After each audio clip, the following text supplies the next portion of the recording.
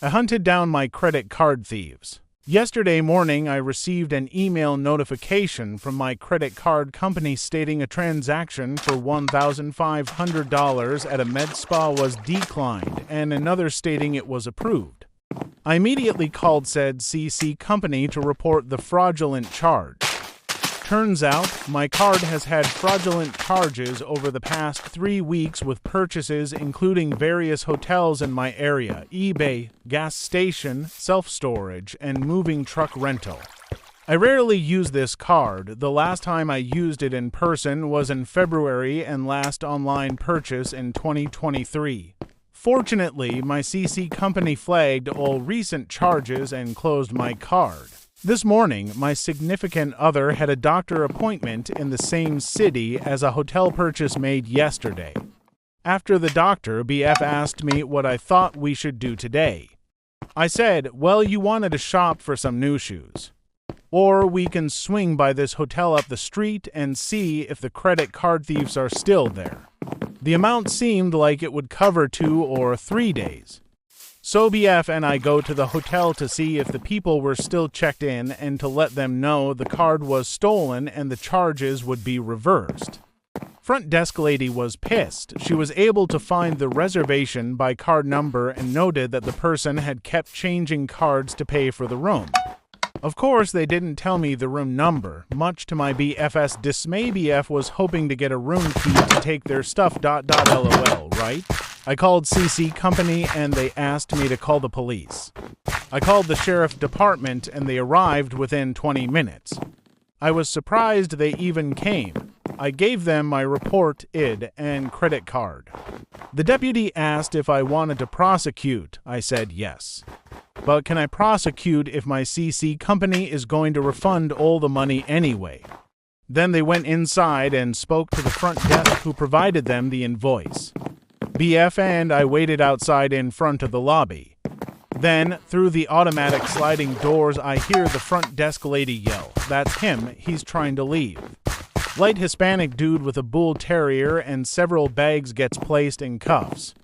He gets brought outside, searched, and doggo gets cuffed to a trash can. Then another little Asian guy gets brought out in cuffs. A third deputy arrives and brings out a fancy Asian lady with a face full of fillers, 2 suitcases, and a Coach backpack. For officers start going through the backpacks on the hood of their car. We see passports, IDs, credit cards. They pull out a big credit card printing machine and a laptop.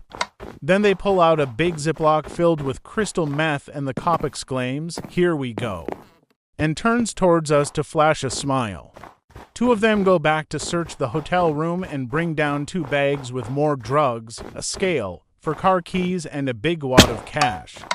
Unfortunately, none of the cars were in the parking lot, and the perps said they had been traveling by Uber. The cops contacted one of the thief's friends to pick up the dog, who arrived pretty quickly.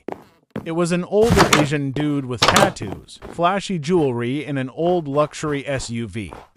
Don't worry, we got his pics and license plates. All these guys seemed like characters out of The Brothers' Son. The deputies then gave me all the paperwork and told me that one of the guys said they stole my card off of the internet. I would have guessed that they used a scanner while I was at the fair a few weeks ago. I find that so weird, BC. I haven't used my card online in almost a year. Apparently they made a physical card that had a different name on it. Anywho, I walk inside to give the front desk a copy of the incident number, and then I remembered something else. I remember seeing another transaction for a storage unit that was made yesterday and to charges at a rental truck company.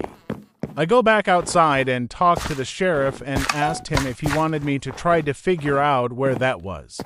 I was able to track down the storage location to a city about 15 minutes away, but no can do on the trucks. I called the storage place and they confirmed that a payment was made with my card but would not give me the unit number from there. The sheriff said that it was out of their jurisdiction and they would try to get a search warrant, but that might take a while. However, it might be helpful if I made a police report with the other city. So, with nothing better to do, I drove my ass over there and made another police report regarding the storage unit. That's it for now. Will update if anything else happens. In the meantime, I will call up the credit bureau to freeze my social security. Tell my dog to be on alert and load magazines. Any other suggestions?